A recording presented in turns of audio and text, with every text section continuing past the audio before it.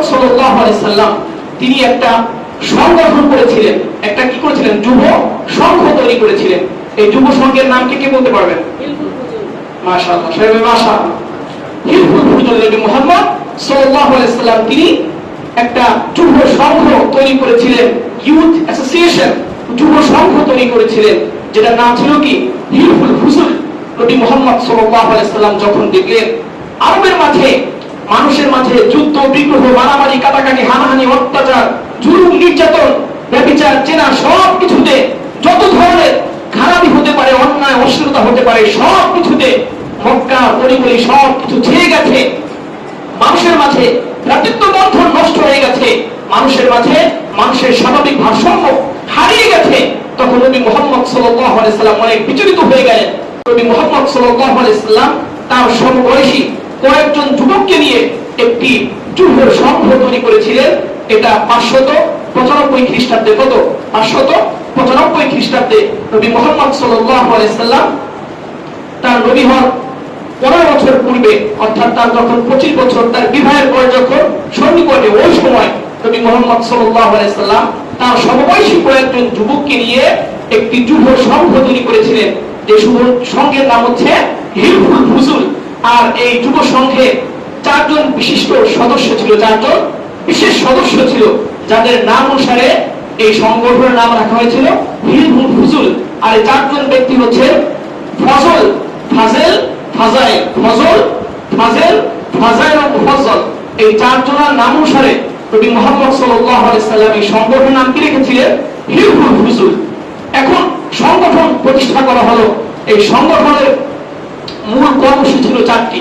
মূল কর্মসূচি ছিল কয়টি? জোরে বলি, 4টি। কয়টি? 4টি ছিল মূল কর্মসূচি। এই 4টির ভিতরে নাম্বার 1 হচ্ছে আমরা দেশের অশান্তি দূর করার জন্য যথাসাধ্য চেষ্টা করব। সবাই বলি, 1 নাম্বার কি? আমরা দেশের অশান্তি দূর করার জন্য যথাসাধ্য কি করব? আমরা চেষ্টা করব। নাম্বার 2 হচ্ছে বিদেশি লোকদের জানমাল, মাল সম্মান রক্ষা করতে সদা সচেষ্ট থাকবো। নাম্বার 3 হচ্ছে বিভিন্ন গোত্রের মধ্যে সহানুভূতি ও সদ্ভাব স্থাপনের জন্য আমরা কখনোই কুণ্ঠাবোধ করব না। আর 4 নাম্বার হচ্ছে অত্যাচারী ও তার অত্যাচারের হাত থেকে নির্যাতিত ব্যক্তিকে রক্ষা করতে আমরা প্রাণপণ চেষ্টা করব। এই 4টা মূল কর্মসূচি নিয়ে, কর্মসূচিকে সামনে রেখে নবী মুহাম্মদ সাল্লাল্লাহু আলাইহি সাল্লাম কি করেছিলেন? তখন হিলফুল ফুজুল নামক একটি যুব সংঘ ইউথ অ্যাসোসিয়েশন তিনি প্রতিষ্ঠা করেছিলেন। ইন্নাল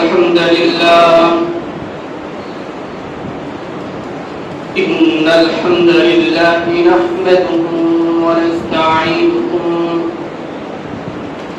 ওয়া নাস্তাগফিরুহু ওয়া নু'মিনু বিহি ওয়া নাতাওয়াক্কালু আলাইহি ওয়া না'উযু বিল্লাহি মিন শুরুরি আনফুসিনা ওয়া মিন সাইয়্যাতি আ'মালিনা। من يهده الله فلا مضل له ومن يضلل فلا هادي له ونشهد أن لا إله إلا الله وحده لا شريك له ونشهد أن سيدنا وسندنا وحبيبنا وطبيبنا وطبيب قلوبنا ومولانا محمدا عبده ورسوله. أما بعد فقد قال الله تعالى في كلامه المجيد وفرقانه الحميد: فأعوذ بالله من الشيطان الرجيم. بسم الله الرحمن الرحيم.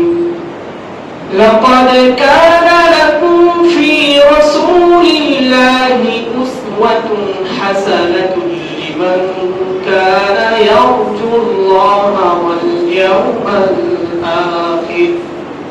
واليوم الآخر وذكر الله كثيرا. وعن يزيد بن بابنوس رضي الله عنه قال دخلنا على عائشة فقلنا يا أم المؤمنين ما كان خلق رسول الله صلى الله عليه وسلم؟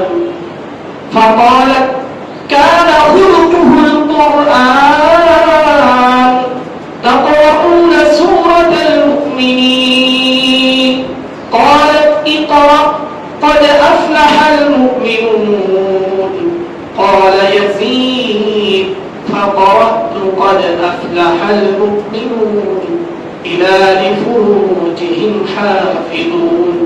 فقالت هكذا كان خلق رسول الله صلى الله عليه وسلم. آمنت بالله صدق الله مولانا العظيم وصدق رسوله النبي الكريم ونحن على ذلك من الشاهدين والشاكرين والحمد لله رب العالمين. وقال تعالى في شان حبيبه ومحبوبه إن الله وملائكته يصلون على النبي يا أيها الذين آمنوا صلوا عليه وسلموا تسليما. اللهم صل على محمد وعلى آل محمد كما صليت على إبراهيم وعلى آل إبراهيم إنك حميد مجيد. اللهم بارك على محمد وعلى آل محمد كما باركت على إبراهيم وعلى آل إبراهيم إنك حميد مجيد. মহারব্ব করিমের আলিশান দরবার লাখো কোটি বার শুকরিয়া জ্ঞাপন করছি, অনত শিরে সুজুদ পেশ করছি যে মহারব্বুল ইজ্জত জাল্লা শান আমাদেরকে দীর্ঘ এক সপ্তাহ পর তার প্রিয় ইবাদত জুমার নামাজ পালনার্থে আমাদেরকে তিনি তার প্রিয় ঘর মসজিদে আসার ও বসার সুযোগ করে দিয়েছেন। আমাদেরকে তিনি সমাজের সকল প্রতিকূল পরিবেশ অবস্থা থেকে রক্ষা করেছেন, যাবতীয় বিপদ আপদ বা মুসিবত থেকে হেফাজত করেছেন, সর্বোপরি রোগ শোক থেকে আমাদেরকে শিফা দান করেছেন, আমাদেরকে তার ইবাদতের জন্য মনোনীত করেছেন, কবুল করেছেন। সেজন্য সকল অন্তর থেকে বলে আলহামদুলিল্লাহ আলহামদুলিল্লাহ। প্রিয় সুধী, আজ 16 রবিউল আউয়াল 1446 হিজরি সন 5 আশ্বিন 1431 বঙ্গাব্দ ও 20 সেপ্টেম্বর 2024 খ্রিস্টাব্দ।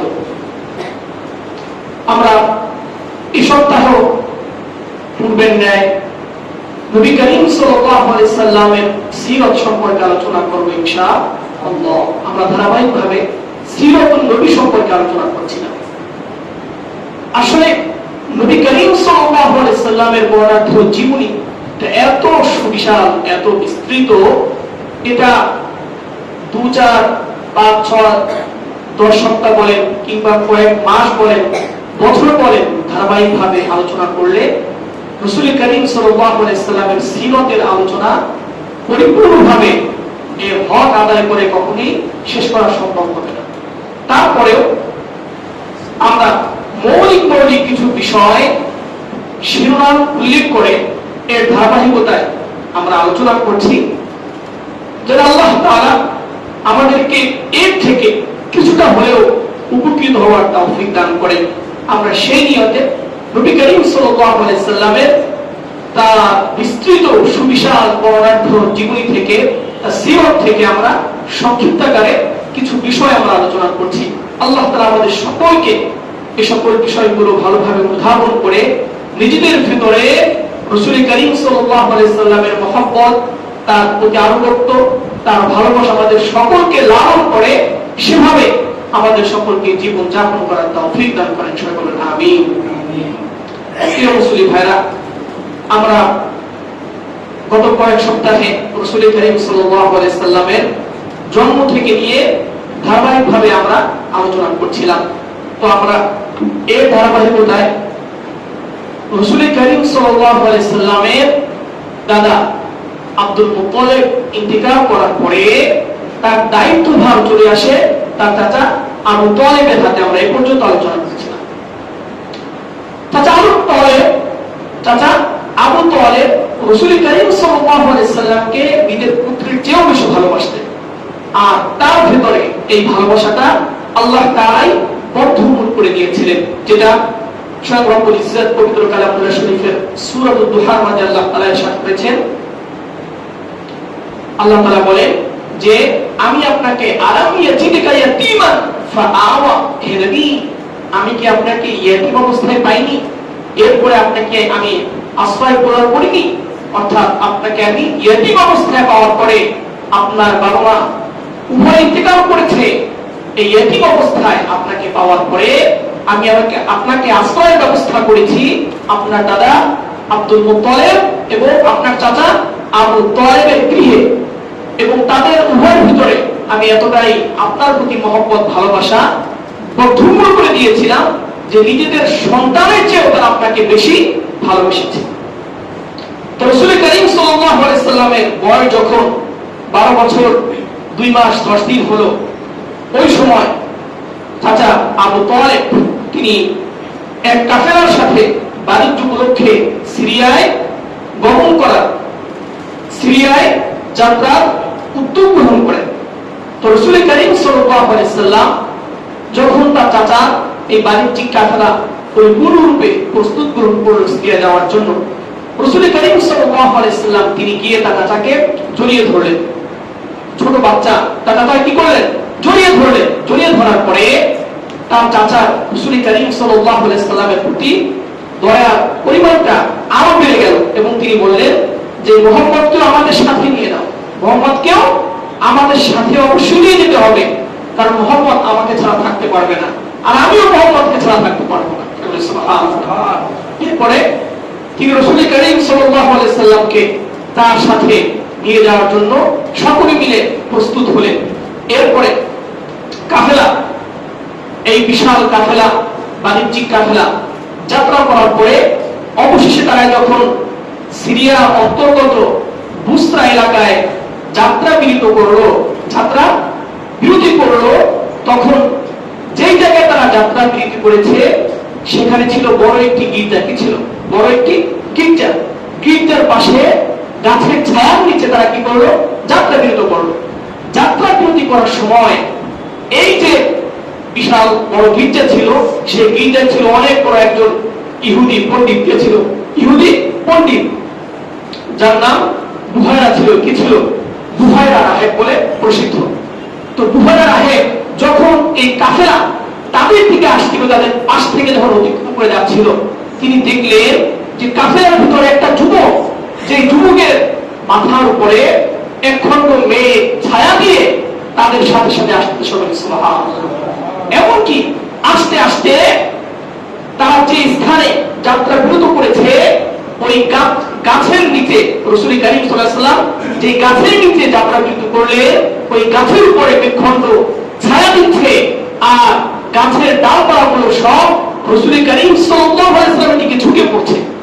যখন এই অবস্থা বুহায়রা রাহেব দেখলেন, দেখার পরে তিনি সাথে সাথে সেখান থেকে তার গির্জা থেকে বের হয়ে তিনি কাফেলার মানুষদের মাঝে রোদ্দুর দিয়ে ঘোষণা করে দিলেন যে আজকে সবাইকে জানিয়ে দাও, হে আরব কাফেলাবাসী, তোমরা যারা এখানে এসেছো, তোমাদের সকলের জন্য আজকে আমি খাবারের আয়োজন করেছি। কি করেছি?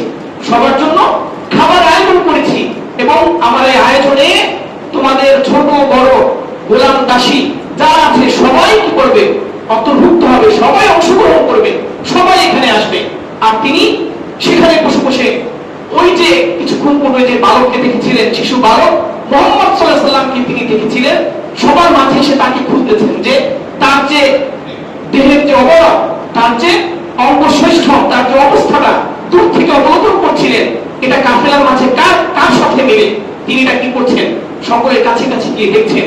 এক পর্যায়ে দেখতেছেন কাফেলার ভিতরে এমন কাউকে পাচ্ছেন না যেটা ইতিপূর্বে একটু পূর্বে তিনি কি করেছেন, দেখেছেন। তখন তিনি বললেন যে কাফেলায় আজকে এখানে যারা এসেছেন আপনাদের কেউ যেন বাদ না যায়, সকলেই যেন আমাদের কি করে আজকে খাবারের আয়োজনে সকলেই যেন অংশগ্রহণ করেন। কিন্তু তিনি মনে মনে খুঁজতেছিলেন কাকে? ওই বিস্ময়কর বালককে খুঁজতেছিলেন, তাকে পাচ্ছিলেন না। এই জন্য তিনি আবার ঘোষণা করলেন যে একজন যেন বাদ না যায়। তখন কাফেলার ভিতর থেকে একজন বলে উঠল যে একজন বালক কেবলমাত্র সেই বাকি আছে, সেই কাফেলায় ওইখানে গাছের নিচে কাফেলায় সে বসা আছে, বাকি সবাই এখানে এসেছে। তখন আরেকজন কাফেলার ভিতর থেকে দাঁড়িয়ে চিৎকার করে বলে উঠলো লাত উজ্জার কসম। এটা তখন নবী করিম সাল্লাল্লাহু আলাইহি ওয়াসাল্লাম নবী হননি, নবী হওয়ার পূর্বের অনেক আগের কথা। সে দাঁড়িয়ে বলল লাত উজ্জার কসম, আব্দুল মুত্তালিবের পৌত্র আমাদের সাথে আছে, আর তিনি আমাদের সাথে খাবার খাবেন না, এটা কখনোই হতে পারে না। তিনি এটা বলে দৌড়ে গিয়ে মুহাম্মদ সাল্লাল্লাহু আলাইহি সাল্লামকে কোলে নিয়ে এই খাবারের দস্তরখানে নিয়ে আসলেন।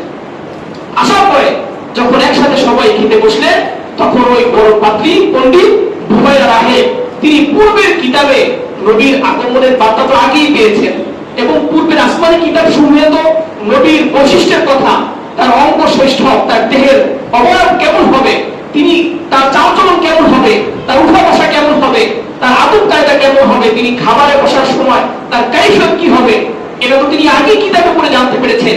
এখন তিনি কি করতেছেন? বিলাচ্ছেন। তিনি যেগুলো ইতিপূর্বে পড়েছেন এই সবগুলো মুহাম্মদের সাথে অ্যাডজাস্ট হচ্ছে কিনা তিনি বিলাচ্ছেন।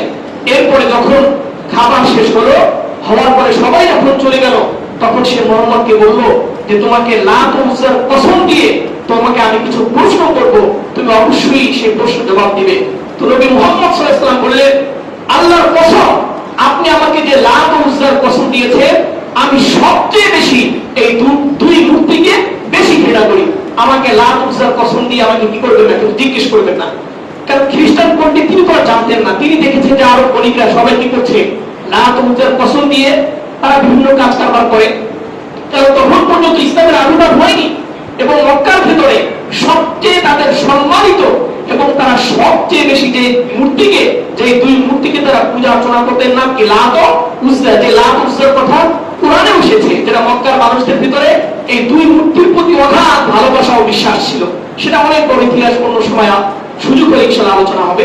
তো নবী মুহাম্মদ বললেন এই যে লাত উজ্জা যে দুই মূর্তির কথা বললেন, এটা আমি সবচেয়ে বেশি ঘৃণা করি, আমাকে লাত উজ্জার কসম দিয়ে জিজ্ঞেস করবেন না।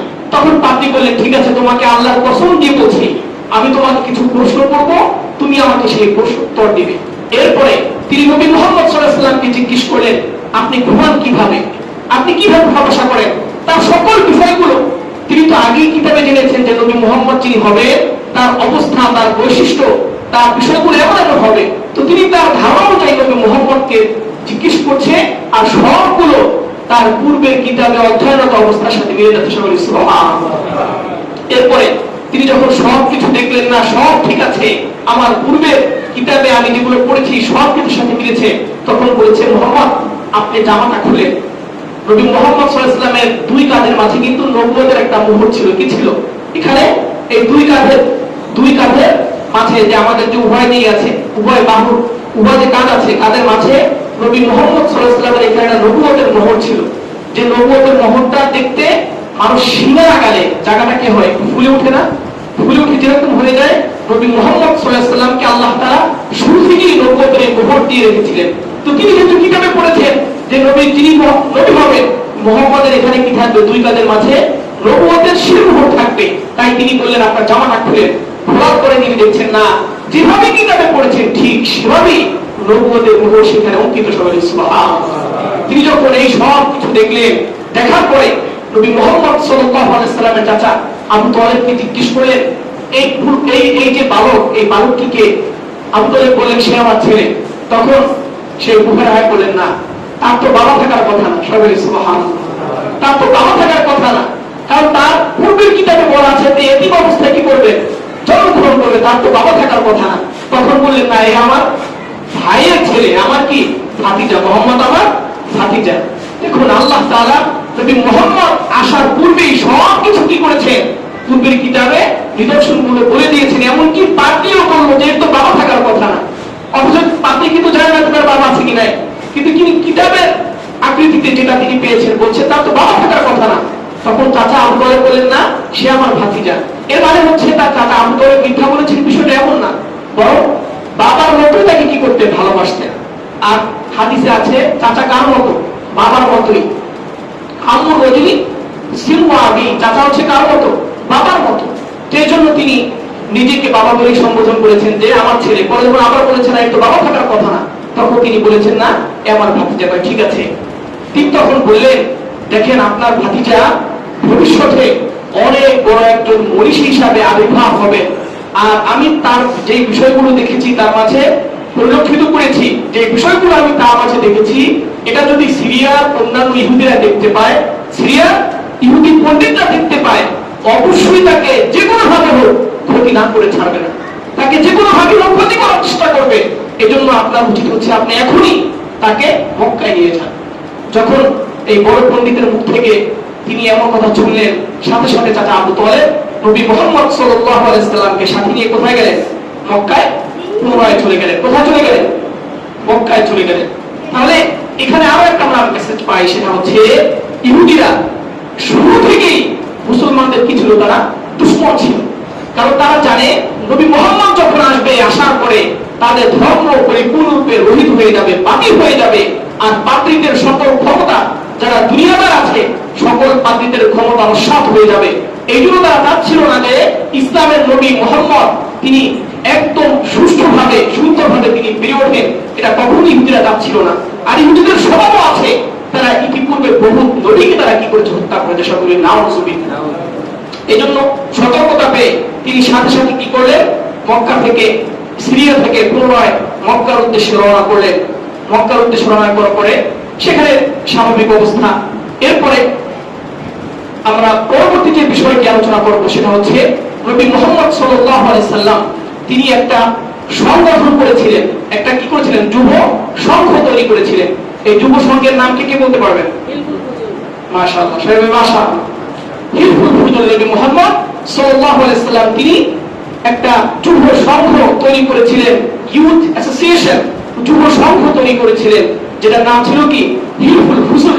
নবী মুহাম্মদ সাল্লাল্লাহু আলাইহি সাল্লাম যখন দেখলেন আরবের মাঝে, মানুষের মাঝে যুদ্ধ বিগ্রহ, মারামারি, কাটাকাটি, হানাহানি, অত্যাচার, জুলুম, নির্যাতন, ব্যভিচার, জেনা, সব কিছুতে যত ধরনের খারাপি হতে পারে, অন্যায় অশ্লীলতা হতে পারে, সব কিছুতে মক্কা পরিমলি সব কিছু ছেয়ে গেছে। মানুষের মাঝে ভ্রাতৃত্ব বন্ধন নষ্ট হয়ে গেছে, মানুষের মাঝে মানুষের স্বাভাবিক ভারসাম্য হারিয়ে গেছে।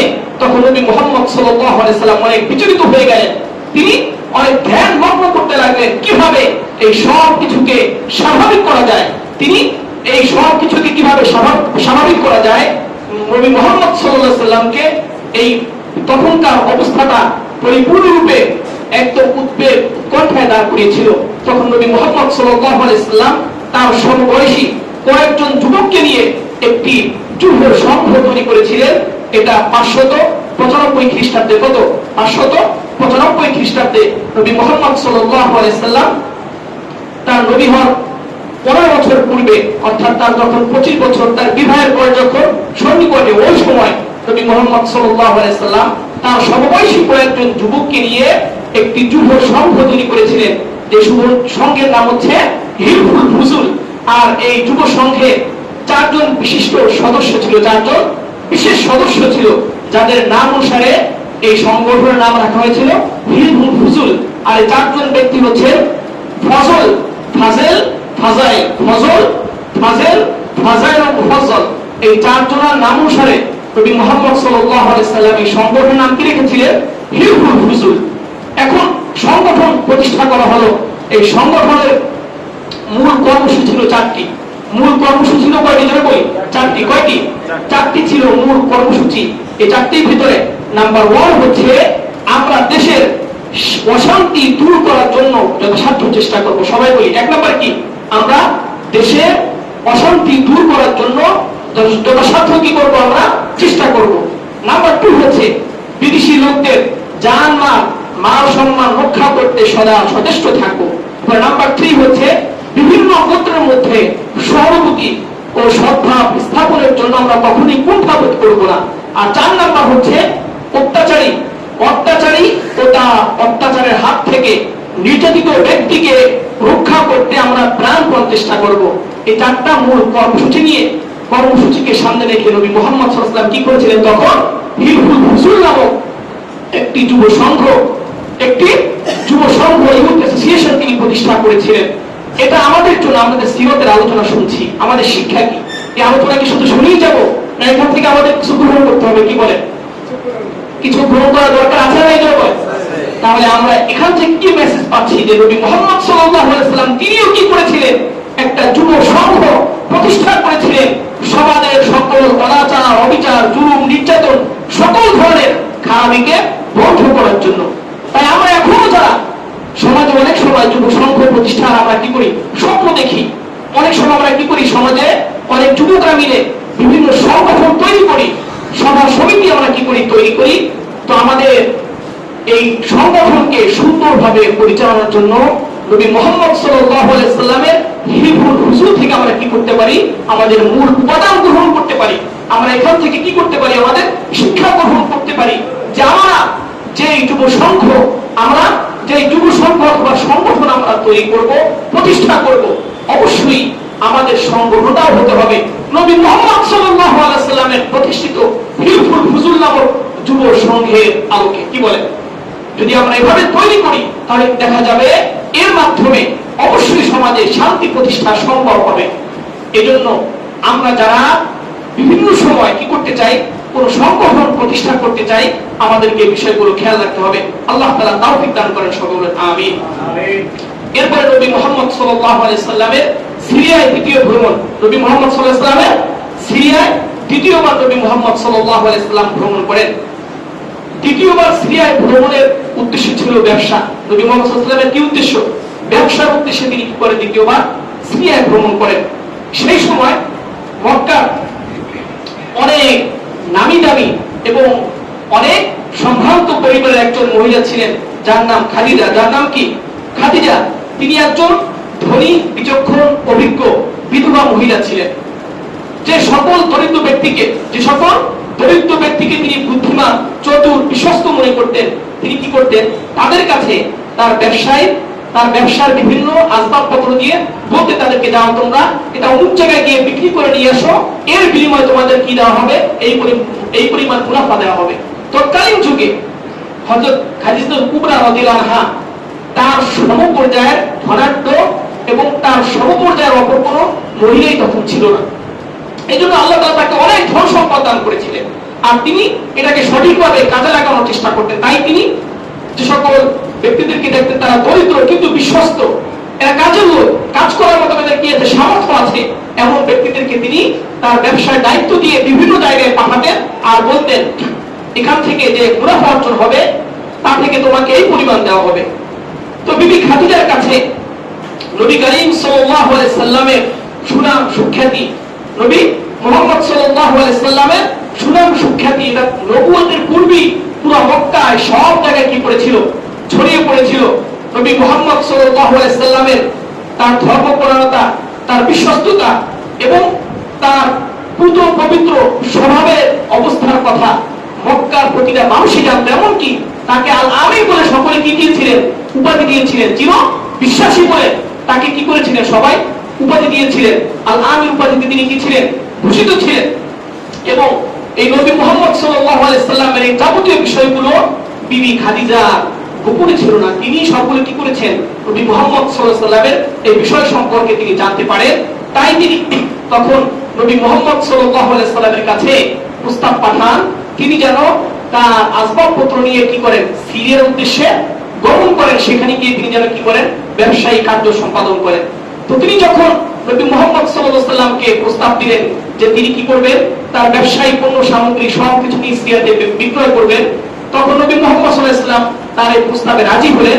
তখন বিবি খাদিজা তার সাথে তার একজন বিশ্বস্ত গোলাম, যার নাম মাইসারা, গোলামের নাম কি যেন বলি, মাইসারা, তার গোলামকে নবী মুহাম্মদ সাল্লাল্লাহু আলাইহি ওয়াসাল্লামের সাথে খেদমতের উদ্দেশ্যে দিলেন। এরপরে নবী মুহাম্মদ সাল্লাল্লাহু আলাইহি ওয়াসাল্লাম তিনি মাইসারাকে সাথে নিয়ে, বিবি খাদিজার গোলাম মাইসারাকে সাথে নিয়ে 16ই জিলহজ পক্ষা থেকে সিরিয়ার উদ্দেশ্যে তিনি করে রওনা হন। সিরিয়ার উদ্দেশ্যে রওনা হওয়ার পরে নবী মুহাম্মদ সাল্লাল্লাহু আলাইহি ওয়াসাল্লাম সিরিয়ার কাছে গিয়ে তিনি একটি গির্জার পাশে যাত্রা বিরতি করলেন, বিশ্রাম নিলেন। যেখানে গেল, যে গির্জার কাছে গেলেন, সেখানে একটা গাছ ছিল। একটা কি ছিল? গাছ ছিল। সেই গাছের নিচে নবী মুহাম্মদ সাল্লাল্লাহু আলাইহি ওয়াসাল্লাম ছায়া গ্রহণের জন্য সেখানে তিনি করলেন, বিশ্রাম নিলেন। তখন ওই গির্জার যে পণ্ডিত ছিল, তার নাম ছিল নাস্তুরা। তার নাম কি ছিল? নাস্তুরা। তো নাস্তুরা রাহেব অথবা ইহুদি পণ্ডিত নাস্তুরা, তিনি দূর থেকে দেখতে পেলেন যে যেই বালক এখানে শুয়ে আছে, তাকে দেখে তার কাছে বিস্ময় লাগলো। বিস্ময় লাগার পরে তিনি এখানে আসলেন। আসার পরে তার সব কিছু দেখলেন। দেখার পরে এই যে বিবি খাদিজার গোলাম মাইসারাকে তিনি আগ থেকেই চিনতেন, যেহেতু ব্যবসার উদ্দেশ্যে বিভিন্ন সময় মাইসারা সিরিয়া যেতেন, এই জন্য ওই নাস্তুরা রাহেব আগ থেকেই মাইসারাকে চিনতেন। মাইসারাকে গোপনে জিজ্ঞেস করলেন, আপনার সাথে যে ব্যক্তি এসেছে ইনি কে? তখন বললেন, ইনি হচ্ছেন মক্কার কুরাইশ বংশের সম্ভ্রান্ত একজন যুবক। এটা বলার পরে তখন নাস্তুরা তাকে বললেন যে এই যে যুবক আপনি তাকে দেখছেন, তিনি যে গাছের নিচে শয়ন করেছেন, আজ পর্যন্ত নবী ঈসা আলাইহিস সালামের পরে এই দীর্ঘ সময় পর্যন্ত আজ পর্যন্ত নবী ছাড়া এখানে অপর কোন ব্যক্তি শয়ন করে নাই। সকলে সুবহানাল্লাহ। এই গাছের নিচে তিনি শয়ন করেছেন, কোন নবী ছাড়া অপর কোন ব্যক্তি এই গাছের নিচে কখনোই শয়ন করে নাই। অতএব বোঝা যায় তিনি কি হবে, ভবিষ্যতে আপনাদের নবী হবে। তাকে মাইসারাকে এই বিষয়টা জানিয়ে দেওয়া হলো। এরপরে মাইসারা তার এই কথা শুনে তার প্রতি আরো বিশেষভাবে কি রাখলেন, নবী মুহাম্মদ সাল্লাল্লাহু আলাইহি ওয়াসাল্লামের প্রতি আরো বিশেষভাবে খেয়াল রাখলেন। এরপরে বিবি খাদিজা রাদিয়াল্লাহু আনহার জিনিসপত্র তিনি সিরিয়ায় নিয়ে বিক্রি করে যেগুলো কেনার প্রয়োজন ছিল সেগুলো ক্রয় করে পুনরায় যখন মক্কার দিকে রওনা হলে, এরপরে মাইসারা দেখতে পেলেন যখনই দুপুর হয় এবং রোদের প্রখরতা বেড়ে যায়, দুইজন ফেরেশতা নবী মুহাম্মদ সাল্লাল্লাহু আলাইহি ওয়াসাল্লামের উপরে ছায়া দিয়ে তার সাথে সাথে পথ চলতে থাকে। সুবহানাল্লাহ। এভাবে মক্কা পর্যন্ত একই অবস্থা চলতে থাকে। এরপরে যখন তিনি মক্কায় পৌঁছে যাওয়ার পরে নবী মুহাম্মদ সাল্লাল্লাহু আলাইহি ওয়াসাল্লাম খাদিজার কাছে তার ব্যবসায়িক পণ্য সবকিছু তিনি কি করেন, বুঝিয়ে দেওয়ার পরে এদিকে মাইসারা তিনি যে সকল বিষয়গুলো অবলোকন করলেন, তার সাথে এই সফরে গিয়ে এবং সেই সিরিয়ার বড় ইহুদি পণ্ডিত নাস্তুরা তাকে যে সকল কথাগুলো বললো সবগুলো তিনি কি করলেন, বিবি খাদিজার কাছে সবগুলো বর্ণনা করলেন। আর এদিকে বিবি খাদিজা তিনি মুহাম্মদ সাল্লাল্লাহু আলাইহি ওয়াসাল্লাম কর্তৃক সিরিয়ার ব্যবসার যে পণ্যগুলো কিনে আনা হয়েছে সেগুলো মক্কায় বিক্রি করে তিনি বিপুল মুনাফাতি হলেন, মালিক হলেন এবং নবী মুহাম্মদ সাল্লাল্লাহু আলাইহি ওয়াসাল্লামকে তিনি কি করলেন, যথাযথভাবে পুরস্কৃত করলেন। এরপরে যখন বিবি খাদিজা নবী মুহাম্মদ সাল্লাল্লাহু আলাইহি ওয়াসাল্লামের এই সকল বিষয়গুলো অবলোকন করতে পারলেন, আর তিনি যেহেতু ছিলেন একজন বিচক্ষণ বুদ্ধিমতী মহিলা, এই জন্য তিনি নবী করিম সাল্লাল্লাহু আলাইহি ওয়াসাল্লামের শিষ্টাচার, তার বিস্ময়কর চরিত্র মাধুর্য, তার সব কিছুকে তিনি সামনে রেখে তিনি কি করলেন, তার ভিতরে নবী মুহাম্মদ সাল্লাল্লাহু আলাইহি ওয়াসাল্লামের প্রতি এক অগাধ বিশ্বাস ও ভালোবাসা জন্ম নিল। এই জন্য নিজের পক্ষ থেকেই তিনি কি করলেন, নবী মুহাম্মদ সাল্লাল্লাহু আলাইহি ওয়াসাল্লামের কাছে বিবাহের প্রস্তাব পাঠালেন। সুবহানাল্লাহ। নিজের পক্ষ থেকে প্রস্তাব পাঠালেন। ইতিহাসের কিতাবে আছে, তারিখ গ্রন্থে আছে এবং সিরাতের গ্রন্থে আছে যে বিবি খাদিজাকে তখন পর্যন্ত বিবাহের প্রস্তাব দিতে পারে এমন কোন পুরুষ তখন মক্কায় ছিল না তার কাছে। কারণ আমরা জানি যদি অনেক উচ্চ বংশীয় স্বনামধন্য অনেক ধনাঢ্য ফ্যামিলির কোন রমণী যদি থাকে, তাকে যেই সেই কি বিবাহের প্রস্তাব দিতে পারবে? কি বলেন, কেউ পারবে? যে কেউ সাহস করবে না। তো তখন মক্কার অবস্থা এমন ছিল যে বিবি খাদিজাকে কেউ বিবাহের প্রস্তাব করবে এমন কোনো ব্যক্তি ছিল না। তো এই জন্য এটা বোঝাচ্ছে যে বিবি খাদিজার অবস্থানটা সমাজে কত উপরে ছিল তখন। তো বিবি খাদিজা স্বয়ং নবী মুহাম্মদ সাল্লাল্লাহু আলাইহি ওয়াসাল্লামের কাছে বিবাহের প্রস্তাব পাঠালেন। পাঠানোর পরে নবী মুহাম্মদ সাল্লাল্লাহু আলাইহি ওয়াসাল্লাম তার চাচা হযরত হামজা রাদিয়াল্লাহু আনহুর সাথে এই বিষয়গুলো আলোচনা করলেন। এরপরে হযরত হামজা রাদিয়াল্লাহু আনহু সাথে সাথে তিনি কি করলেন, নবী মুহাম্মদ সাল্লাল্লাহু আলাইহি সাল্লামকে সাথে নিয়ে বিবি খাদিজার বাবা খুয়াইলিদের কাছে গেলেন। খুয়াইলিদের কাছে গিয়ে সেখানে তিনি কি করলেন, তার সাথে এই বিবাহের বিষয়গুলো, সব বিষয়গুলো তিনি কি করে আলোচনা করলেন এবং খুব দ্রুত বিবাহ সম্পাদনের জন্য তারা কি করলেন, একটা সময় তারা নির্ধারণ করলেন। এরপরে নবী করিম সাল্লাল্লাহু আলাইহি সাল্লামের যখন বিবাহ হবে তখন তার বয়স কত ছিল আপনারা বলেন? 25 বছর। নবী মুহাম্মদ সাল্লাল্লাহু আলাইহি সাল্লামের বয়স ছিল 25 বছর এবং বিবি খাদিজা রাদিয়াল্লাহু আনহা তার বয়স ছিল কত? 40 বছর। তো বিবি খাদিজা রাদিয়াল্লাহু আনহার বয়স ছিল 40 বছর আর নবী মুহাম্মদ সাল্লাল্লাহু আলাইহি সাল্লামের বয়স ছিল কত? 25 বছর। এই অবস্থায় তাদের বিবাহ হলো। বিবাহে আবু তালেব, বনু হাশিম এবং মুজার গোত্রের সমস্ত সর্দারগণ উপস্থিত ছিলেন। আর যিনি বিবাহ করলেন নবী করিম সাল্লাল্লাহু আলাইহি ওয়াসাল্লামের প্রিয় চাচা আবু তালেব, তিনি কি করলেন, বিবাহের খুতবা প্রদান করলেন। আর বিবাহের খুতবার মাঝে যে বিষয়টা উল্লেখ করা হয়েছিল অবশ্যই সেটা আমাদের সকলের জানা উচিত এবং এখান থেকে আমাদের শিক্ষা নেওয়া উচিত। এদিকে আবু তালেব তিনি খুতবায় মহানবী সাল্লাল্লাহু আলাইহি ওয়াসাল্লাম সম্পর্কে অনেক গুরুত্বপূর্ণ কিছু বিষয় উল্লেখ করেছিলেন। পাশাপাশি আবু তালেব বললেন যে নবী মুহাম্মদ, তিনি তো তখন নবী হন নাই, যে মুহাম্মদের বিবাহের যে মোহর ধার্য করা হবে, চাই সেটা মোহরে মুআজ্জাল হোক, নগদ হোক, অথবা মোহরে মুআজ্জাল হোক, বাকি হোক, যেটাই হোক, এটা আমার সম্পদ থেকে পরিশোধ করা হবে, আমার সম্পদ থেকে পরিশোধ করা হবে। তো সিরাতের গ্রন্থে আছে যে আবু তালেব তার সম্পদ থেকে 20টি তরুণ উট দিয়ে, 20টি তরুণ উট মানে যেটা সঠিক সময় যে উটের দামটা খুব বেশি হয়, এমন 20টি তরুণ দামি উট নবী মুহাম্মদ সাল্লাল্লাহু আলাইহি ওয়াসাল্লামের মোহর হিসাবে বিবি খাদিজার হাতে কি করে অর্পণ করেছেন। সুবহানাল্লাহ। এটা বর্তমানে নিজের বাবা কি করতে চায় না, সন্তানের মোহর দিতে চায় না। আর আবু তালেব তার ভাতিজা মুহাম্মদকে এত ভালোবাসতেন যে 20টা উট তিনি কি করেছেন, নিজের ভাতিজার জন্য মোহর হিসাবে আদায় করে দিয়েছেন। সকলে সুবহানাল্লাহ। এটা ছিল আবু তালেবের নবী মুহাম্মদ সাল্লাল্লাহু আলাইহি ওয়াসাল্লামের প্রতি ভালোবাসার বড় প্রকাশ। তো যাই হোক, আবু তালেব তিনি কি করলেন, নবী মুহাম্মদ সাল্লাল্লাহু আলাইহি ওয়াসাল্লামের বিবাহ কার্য সম্পাদন করলেন। ওই সময় খুতবায় তিনি যে বিষয়গুলো উল্লেখ করেছিলেন সেই বিষয়টা আমাদের সকলেরই জানা উচিত। এই বিষয়ে তিনি বলেন, তিনি হচ্ছেন মুহাম্মদ ইবনে আব্দুল্লাহ, সকলে সাল্লাল্লাহু আলাইহি ওয়াসাল্লাম। তিনি হচ্ছেন মুহাম্মদ ইবনে আব্দুল্লাহ, যিনি ধন সম্পদের দিক দিয়ে কম হলেও মর্যাদা সম্পন্ন চরিত্র এবং সার্বিক পরিপূর্ণতার দরুন যে লোককে তার মোকাবেলা রাখা হবে, নবী মুহাম্মদ সাল্লাল্লাহু আলাইহি ওয়াসাল্লাম তার তুলনায় অনেক শ্রেষ্ঠ বলে কি হবে, বিবেচিত হবে। সকলে সুবহানাল্লাহ। এটা কি বলছে আবু তালেব, কখন বলছে, সকল সরকারের সামনে বিবাহের মজলিসে খুতবার সময় তিনি করছেন, নবী মুহাম্মদ সাল্লাল্লাহু আলাইহি ওয়াসাল্লাম সম্পর্কে এই কথাগুলো বলছেন। এরপরে আবু তালেব বলেন, কেননা ধন সম্পদ এক পতনশীল ছায়া। ধন সম্পদ কি?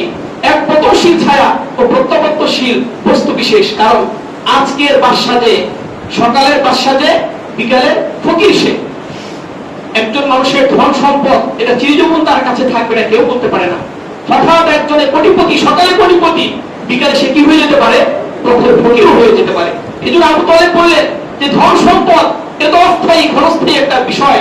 বস্তুটা যে কোনো সময় যে কারো হাতে আসতে পারে, আবার যে কোনো সময় যে কারো কাছ থেকে ছুটে যেতে পারে। কিন্তু চরিত্র, বৈশিষ্ট্য, স্বভাব, গুণগত দিক থেকে নবী মুহাম্মদ সাল্লাল্লাহু আলাইহি ওয়াসাল্লাম এতটাই শ্রেষ্ঠ যে তার সমতুল্য কোনো ব্যক্তি আর হতে পারে না, কোনো ব্যক্তি কি করতে পারে না, হতে পারে না। সুবহানাল্লাহ। তো যাই হোক, এভাবে নবী মুহাম্মদ সাল্লাল্লাহু আলাইহি ওয়াসাল্লামের বিবাহের কার্য কি হলো, সম্পাদন হলো। আবু তালেব, এরপর আবু তালেব বললেন, আর মুহাম্মদ সাল্লাল্লাহু আলাইহি ওয়াসাল্লামের বংশ সম্পর্কে, তার আত্মীয়তার সম্পর্কে যা কিছু জানা দরকার এগুলো সবাই আপনারা জানেন। তিনি কোন বংশের ছেলে, তার বংশের মর্যাদা কিরকম, মক্কায় তার প্রভাবপতি কিরকম, আপনারা সবাই জানেন। এই জন্য এটা বলার আর কি রাখে না, কোন অপেক্ষাই রাখে না। তিনি খাদিজা বিনতে খুয়াইলিদের সাথে বিবাহ বন্ধনে আবদ্ধ হতে যাচ্ছেন। তার সম্পূর্ণ মোহরে মুআজ্জাল হোক অথবা মুআজ্জাল হোক, আমার সম্পদ থেকে কি হবে, আদায় করা হবে। এরপরে তিনি বলছেন আল্লাহর কসম, তারপর তিনি বিবাহের পরে অত্যন্ত সম্মান ও প্রভাব প্রতিপত্তির কি হবে, অধিকারী হবেন। এটা আবু তালেব বিবাহের খুতবার মাঝে কি করলেন, এই ঘোষণা দিয়ে তাদের বিবাহের কার্য কি হলো, সমাপ্ত হলো। সবাই আলহামদুলিল্লাহ। তাহলে আমরা নবী মুহাম্মদ সাল্লাল্লাহু আলাইহি ওয়াসাল্লামের জন্ম থেকে নিয়ে আমরা কোন পর্যন্ত চলে আসলাম, তার বিবাহ পর্যন্ত, এবং বিবাহ পর্যন্ত আসার পরে আমরা কি জানলাম, বিবাহের খুতবায় কি ছিল সেটাও জানতে পারলাম। আলহামদুলিল্লাহ। প্রিয় মুসলিম ভাইরা, নবী মুহাম্মদ সাল্লাল্লাহু আলাইহি ওয়াসাল্লামের চরিত্র মাধুর্য, তার গুণাবলী এতটাই উৎকৃষ্ট, এতটাই মহান, তার জীবনের প্রতিটা বিষয় যদি একদম ফুটে ফুটে আলোচনা করতে যাওয়া হয় এত সময় লাগবে যেটা পুরো বছরও কি হবে না, শেষ হবে না। এই জন্য আমরা যতটুকু সম্ভব মূল মূল বিষয়গুলো আপনাদের সামনে তুলে ধরছি, এবং আমরা এখান থেকে এই শিক্ষা গ্রহণ করবো যে নবী মুহাম্মদ সাল্লাল্লাহু আলাইহি ওয়াসাল্লাম পৃথিবীতে এমনই এক শ্রেষ্ঠ মনীষী, এমনই এক শ্রেষ্ঠ মহামানব, যে পৃথিবীতে তার মতো শ্রেষ্ঠ কোনো মানুষ কখনই আসেনি, আর কখনো আসা ভবিষ্যতেও সম্ভব না। আমরা এমন একজন শ্রেষ্ঠ মানুষের অনুসারী, আমাদেরকে আল্লাহ তাআলা এমন একজন শ্রেষ্ঠ নবী উম্মত হিসেবে আমাদেরকে কি করেছেন, মনোনীত করেছেন, কবুল করেছেন। যে নবী মুহাম্মদ সাল্লাল্লাহু আলাইহি ওয়াসাল্লাম, যে শ্রেষ্ঠ মনীষী, নবুয়তের আগ থেকেই, তার জন্মের পর থেকেই তার চরিত্র, তার গুণাবলী, তার সবকিছু অন্যান্য সকল মানুষের কি ছিল, ঊর্ধ্বে ছিল। এই জন্য আমরা তার এই উৎকৃষ্ট বৈশিষ্ট্য সম্পর্কে আমরা জেনে তার প্রতি যেন আমাদের ভালোবাসা আরো কি হয়, অনেক বেশি বেড়ে যায়, তার প্রতি আমাদের আনুগত্যের মাত্রা যেন আরো অনেক বেশি বেড়ে যায়। মূলত এই জন্যই সিরাতের আলোচনাতে আসুন আমরা সবাই নবী মুহাম্মদ সাল্লাল্লাহু আলাইহি ওয়াসাল্লামের এই জন্ম এবং মৃত্যু উভয় সংকিত রবিউল আউয়াল। নবী করিম সাল্লাল্লাহু আলাইহি ওয়াসাল্লামের জন্ম হয়েছে কোন মাসে, রবিউল আউয়াল মাসে, আবার মৃত্যু হয়েছে কোন মাসে, রবিউল আউয়াল মাসে। আবার পাশাপাশি রবিউল আউয়াল মাসের 12 তারিখ নবী মুহাম্মদ সাল্লাল্লাহু আলাইহি ওয়াসাল্লাম কি করে, ইন্তিকাল করেন। তো অনেকগুলো বিষয়, তার জন্ম মৃত্যু সবকিছু যেহেতু এই মাসে হয়েছে, এই জন্য এমন একটি মহৎ গুরুত্বপূর্ণ মাসে আমরা যতটুকু পারি নবী মুহাম্মদ সাল্লাল্লাহু আলাইহি ওয়াসাল্লামের সিরাত সম্পর্কে আলোচনা করে এবং আলোচনা শুনে আমাদের ভিতরে নবী মুহাম্মদ সাল্লাল্লাহু আলাইহি ওয়াসাল্লামের প্রতি ইশক ও মহব্বত যেন অনেক বহুগুণ পরিমাণ বেড়ে যায়। এই জন্য আল্লাহ তাআলার কাছে বেশি বেশি দোয়া করা। আল্লাহ তাআলা আমাদের সকলকে আমল করার তৌফিক দান করেন। সবাই বলুন আমিন। ওয়া আখিরু দাওয়ানা আলহামদুলিল্লাহি রাব্বিল আলামিন।